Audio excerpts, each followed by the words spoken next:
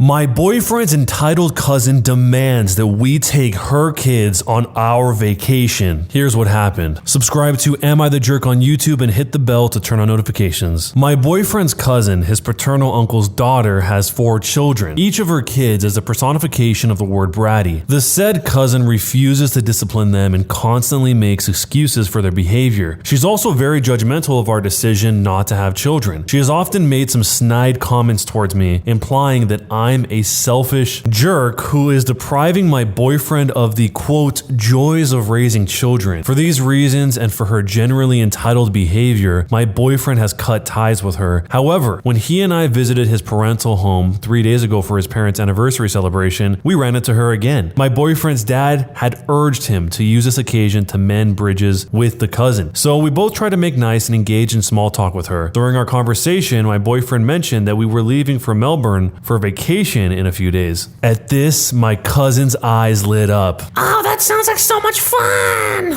She said, My husband and I haven't gone anywhere since our honeymoon. She whined some more about how hard it is for them with 4 kids. If only they could afford such luxuries, etc., etc. I could tell where this was going. My boyfriend probably felt sorry for her and, being the kind and generous soul that he is, offered to buy them a weekend in a resort in Mount Abu, a hill station in the Indian state of Rajasthan. My cousin, with her face scrunched up, said, Oh, that's nice, but why can't you just take us to Melbourne with you? My boyfriend, getting a bit annoyed but still patient, said, Well, we want to spend time alone together. Plus, we'll be meeting some close friends there. Besides, Mount Abu is a beautiful place. Your kids will love it. Cousin, in the annoying Karen tone, said, I still don't see why you can't take us to Australia. You're being so selfish going on this great trip and sticking your family with a cheap weekend getaway. My boyfriend's mom said, Cousin, he's making a very generous offer.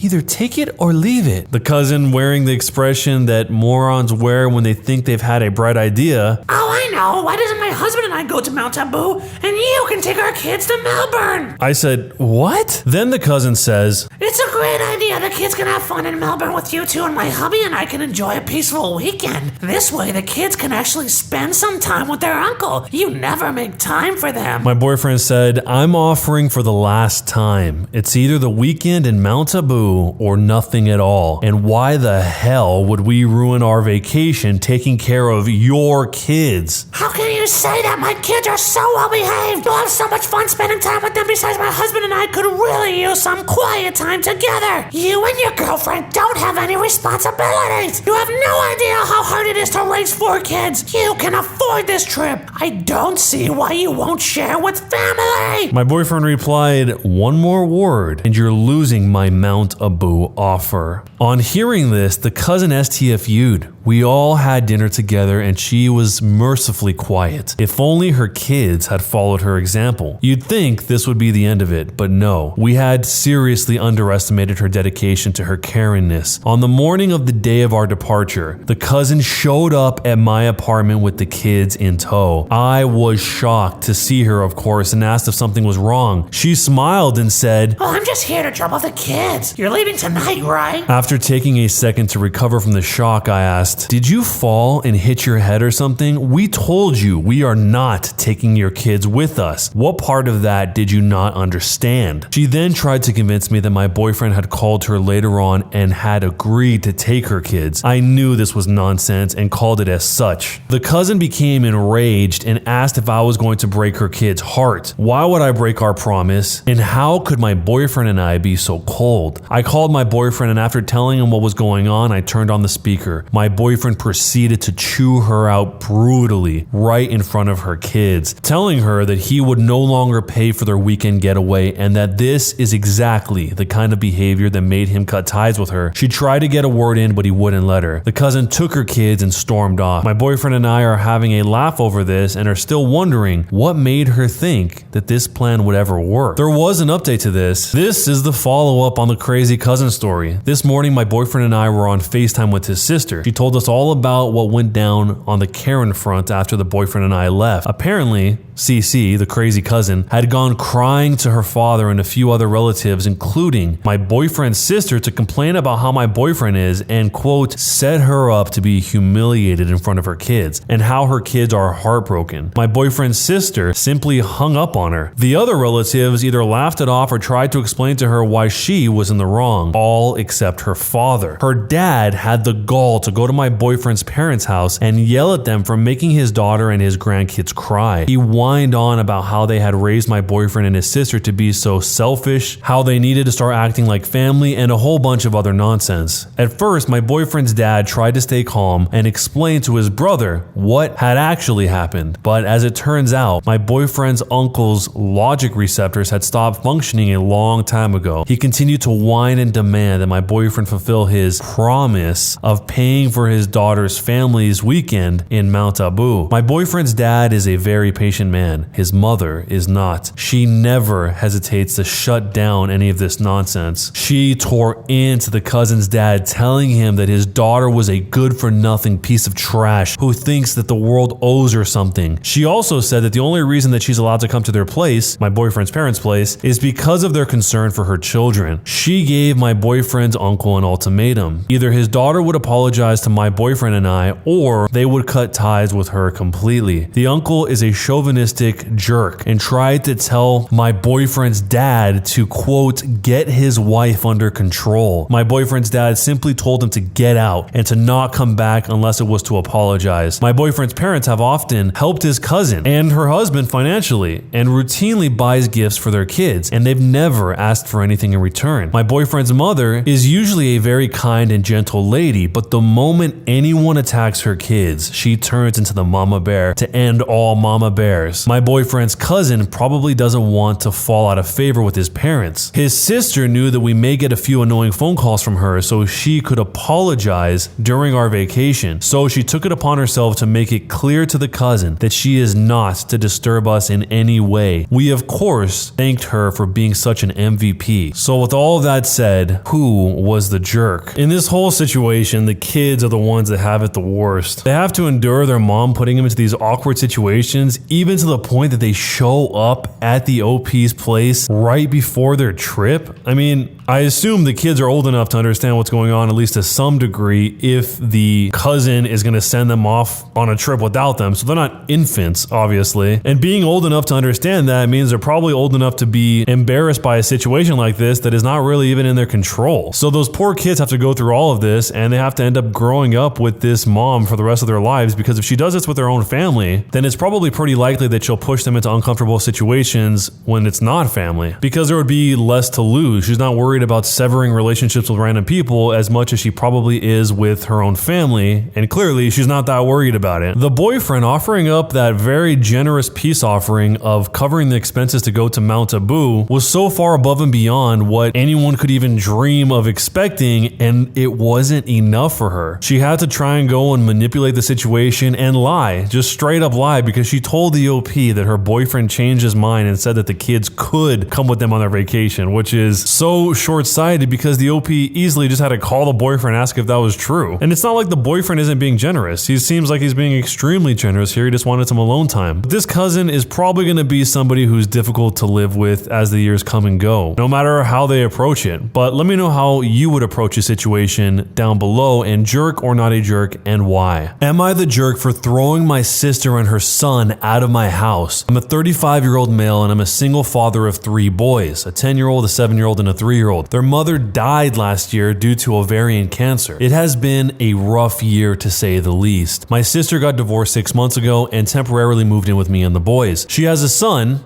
my nephew, who's 9, who stays with us most of the time. My nephew and my 10-year-old are not the best of friends, but so far they get along fine apart from some teasing from both sides. A few weeks ago, my 10-year-old started telling me that his cousin was bullying him and being mean to him. He called him names, pushed him around, took his video games, etc. I talked to my sister many times and told her to talk to her son. We talked to the boys together and things settled down. Yesterday was my 3-year-old's birthday, so my whole family was here and my late wife's family as well. It was extremely emotional for everyone because it was the first birthday since my wife's been gone. The boys, the 10-year-old and the 9-year-old, started fighting again, and I asked them both to calm down and behave. My son started crying and told me that his cousin teased him about not having a mom. I choked up and asked my nephew if that was true, and he said yes, but that he's sorry. I figured that I would have a proper talk with him and my sister after the party, so I just told him that what he said was really awful and he cannot say it again. I comforted my son and we went back to the party. Before we cut the cake, my sister came yelling at me, saying I had no business disciplining her child. I told her to drop it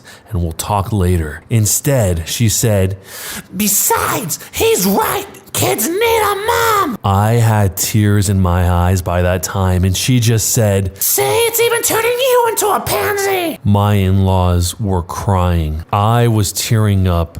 The kids were upset. Just awful. I told her to stop it and just leave me and the kids and the family to cut the cake and we will talk in the evening. She said, "Listen, we both lost our spouses, but at least I'm still a normal person." And then she stormed off. After the party, I told her she has 2 days to pack up her stuff and leave. She is begging me not to throw her out because she and her kids will be homeless. Am I the jerk for throwing her out? But before you decide, there was an update from the future. My mom agreed to take my sister in temporarily, and my nephew is still going to his dad's because now his dad is saying that there's no way he's letting my sister ruin their kid. Thank you to everyone for the kind words, and also to everyone who shared a story about losing a loved one. I am so very sorry for your loss. My nephew is supposed to leave tomorrow morning. My mom is picking my sister up right about at that time, and my in-laws are bringing my boys back in the evening. We'll have a little post-birthday thing for my little one when they come. Just me, the boys, and my in-laws. Just some ice cream.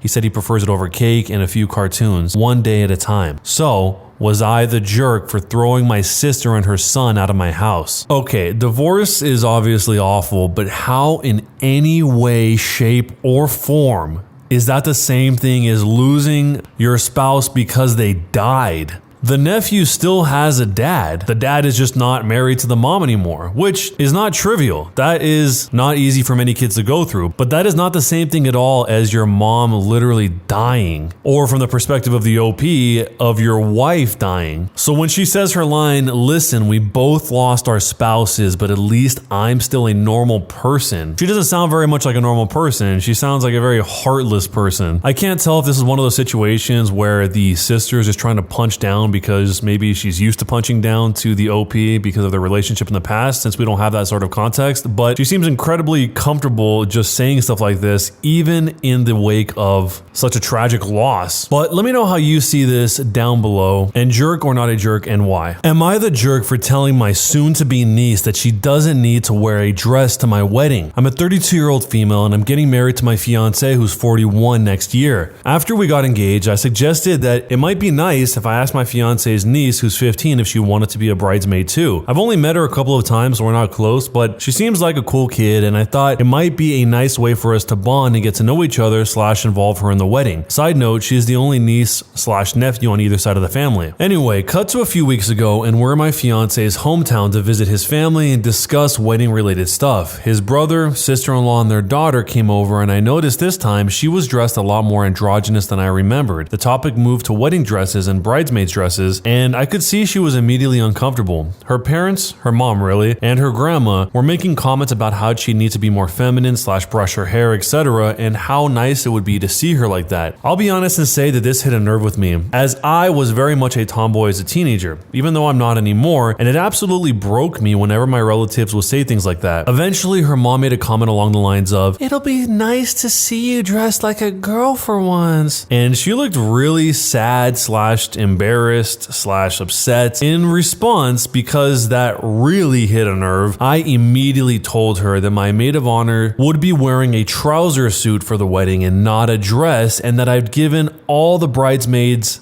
the option of wearing anything they want as long as it's in the wedding color. To make things easier, I pulled out my phone and started showing her photos of the ideas my friends had sent me. A jumpsuit, a trouser suit, a tailored tux, etc. and let her know that she could pick anything at all that she wanted. She could even wear jeans and trainers if that made her feel comfortable, and that it's a wedding, not a fashion show. My niece perked up a bit when I said that, but her mom looked really pissed off. She's since asked my fiance to pressure me into getting all the bridesmaids dresses so their daughter will have to wear one, which, lol, no. My husband doesn't care what she wears, but obviously also doesn't want his family and me to be arguing on the wedding day. I don't want to back down because I know what it feels like to be pressured into wearing something that makes you uncomfortable, but on the other hand, I know it's only for a day and it would make the family happy. So, am I the jerk for trying to overrule her parents? It is her and her husband's wedding. What anyone else says or thinks doesn't matter. If they don't like what the wedding is, then they don't have to go. As harsh as that seems, it's not. They only get to get married to each other once, so they should very clearly say what is going to happen in their wedding, like the OP is already doing here. She's telling the mom, this is how it is, this is how they're going to dress, and that's my wedding. In a ton of other exceptions, I would say it's different. Oh, maybe take her feelings into consideration. Oh, you want to do this, you want to do that. But you're not doing anything to offend her. You're not doing anything that is hurting her personally. She just has this desire for her daughter that you are not going to fulfill on this day because it's your day, not hers. But maybe you see it totally differently. Let me know what you think down below in jerk or not a jerk and why. Am I the jerk for telling my son that I would not stop inviting his ex to family functions? My son, who's 44 years old, divorced his wife, who's 43, after having an affair with a much younger woman who was 23. He and his ex-wife have 2 kids, a 12-year-old and a 6-year-old, and his ex has almost full custody of them. He gets them 1 weekend per month. He just got engaged to the woman that he had an affair with and told me that I'm not allowed to invite his ex to family functions anymore because his fiance is uncomfortable being around her. I told him no, and now he's very angry with me. My reasoning is she has custody of their children the vast majority of the time, and I want to be able to see my grandchildren frequently, and not only once a month. She has basically been my daughter for 20 years, and it's not like their divorce is going to change the way that I feel about her, and she is actually closer to most of the family than he is, since she is always the one who kept us up to date about the kids, scheduled family outings with us, and even spent more time with us than he did. Also, her family lives in another country, and we have been her family for decades. I am not going to take that away from her because my son decided to leave her. However, I recognize that I'm still really angry and hurt about my son's actions towards his ex-wife and kids, so maybe I'm acting out of anger. My former daughter-in-law is not a controlling or abusive shrew who drove my son to cheat. She is a lovely human being who was a very good wife to my son. He even admitted that she was completely not at fault, but that he, quote, unexpectedly fell in love when he met his new fiancée. Nobody in this situation, including my son, thinks that my former daughter-in-law did anything to cause my son to cheat. So, am I the jerk for refusing to exclude his ex from our family functions? Knowing only what we know, this seems selfish on the part of the fiancée. She probably knows that the son is going to do whatever he asks her to do, and if she doesn't want to see the ex-wife because of some slight discomfort, even though it's at the expense of everyone else, the kids, the grandparents, etc., then the husband is probably going to do that thing. And he already did by asking the OP, his dad, the grandfather to the kids, to not invite her. So in other words, it just seems like the fiancé doesn't care or even consider the feelings of anyone else in the situation, and the husband is so blinded by the situation that he doesn't see that as selfishness. And the reason she feels uncomfortable is probably not because the ex-wife did something really terrible to her. It's probably because she had an affair with a man who was married and had kids. So let me know how you see the situation down below, and jerk or not a jerk, and why. When you subscribe, make sure to hit the bell to turn on notifications. To finish listening to all the stories in this series, use the playlist at the top of the description. And next time you live stream, use the cream of the crop music. Search for Cream of the Stream on Spotify or whatever music platform you use for copyright-free music to use for your stream. It's free. Cream of the Stream. Either way, thanks a lot for listening. I'll see you guys next time.